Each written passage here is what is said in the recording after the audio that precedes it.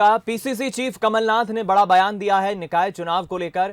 कमलनाथ ने कहा है टिकट बंटवारे को लेकर कि सिर्फ जीत के फॉर्मूले के तहत टिकट दिए जाएंगे, चाहे वो विधायक हो या अन्य पदाधिकारी हो। चुनाव जीतने के बाद एक पद से इस्तीफा लिया जाएगा। हम सिर्फ चुनाव जीतने वाले व्यक्ति को ही टिकट देंगे। कमलनाथ ने निकाय चुनाव में टिकट बंटवारे को लेकर ये बड़ी बात कही। ये जो सबसे काबिल है, जो सबसे जीतने वाले हैं, और कई जगह के तो हमने तय कर लिए। हाँ, लगभग 8-9 तो हमने तय कर ही लिए, क्योंकि मैं इसका पूरी जानकारी ले रहा था। लगभग 8 के बाकी हैं। वो अब कब होंगे ये चुनाव, जुलाई में होंगे, अगस्त में होंगे, अभी इसमें समय है महापौर वाला। अगर विधायक जीतने वाला है, अगर विधायक का बेटा जीतने वाला है, विधायक की पत्नी जीतने वाली है, क्यों नहीं देंगे। हम रुक करेंगे हमारे सहयोगी सूरज शर्मा का, इस वक्त हमारे साथ लाइव जुड़ रहे हैं खबर पर बातचीत करने के लिए।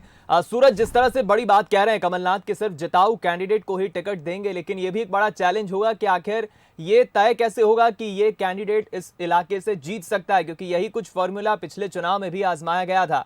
कमलनाथ के इस बयान को कैसे देख रहे हैं आप? देखिए, बिल्कुल जिस तरीके से कांग्रेस काम कर रही है और कमलनाथ की अपनी एक टीम होती है, सर्वे कराया जाता है और खासतौर से एक दिखता है कि किस क्षेत्र में किस नेता का दबदबा है।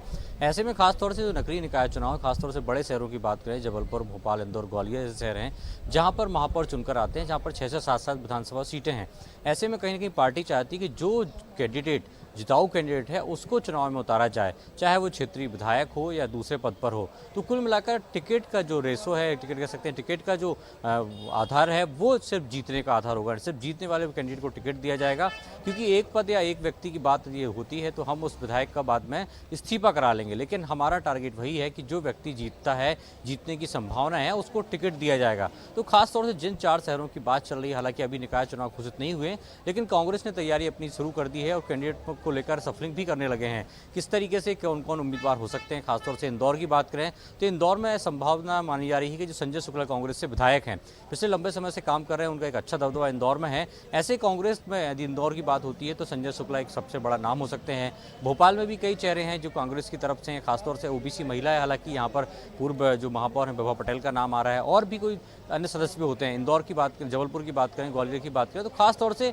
जिसकी जीतने की संभावना ज़्यादा है उसी व्यक्ति को टिकट दिया जाएगा, वो चाहे विधायक का बेटा हो, उसकी पत्नी हो या वो स्वयं हो। क्योंकि जिस तरीके से कहा जा रहा था कि परिवारवाद है और एक परिवार से एक व्यक्ति को टिकट दिया जाएगा, तो ऐसा कुछ भी नहीं है। लेकिन सिर्फ अब कांग्रेस जीत के फार्मूले पर काम करेगी, यानी जो चेहरा जीत की संभावनाओं को तलाशेगा, कांग्रेस का उम्मीदवार वही होगा। दीपक, बहुत शुक्रिया आपका सूरज इस बातचीत के लिए, हमारे साथ खबर पर जुड़ने के लिए।